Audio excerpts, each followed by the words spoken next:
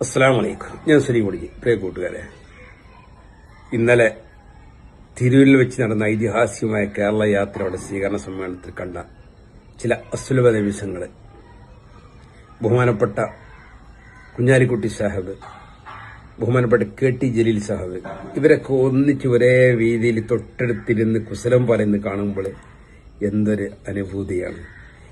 ഇതാണ് നമ്മുടെ കേരള യാത്ര ലക്ഷ്യം. വ്യത്യസ്ത ധ്രുവങ്ങളിലുള്ളവരെ ഒരേ വേദിയിലിരുത്തി സ്നേഹത്തിന്റെ മന്ത്രം ഉരുവിടുന്ന യാത്ര. ഇന്നലെ യാത്രയിലുടനീളം കണ്ടത് വ്യത്യസ്തങ്ങളായ പാർട്ടിക്കാരെ അവിടെ പതാകയും കൊടിയും പിടിച്ചുകൊണ്ട് ഉസ്താദിനെ സ്വാഗതം ചെയ്യുന്ന രംഗങ്ങൾ എത്ര മനോഹരമാണ്. ആർക്കാണ് ഇങ്ങനെ ഒരു സ്വീകരണം കേരളത്തിൽ കിട്ടിയിട്ടുള്ളത്? പരസ്പരം പോരടിക്കുന്ന പാർട്ടിക്കാർ എല്ലാവരും ചേർന്നാണ് ഉസ്താദിനെ സ്വീകരിക്കുന്നത്.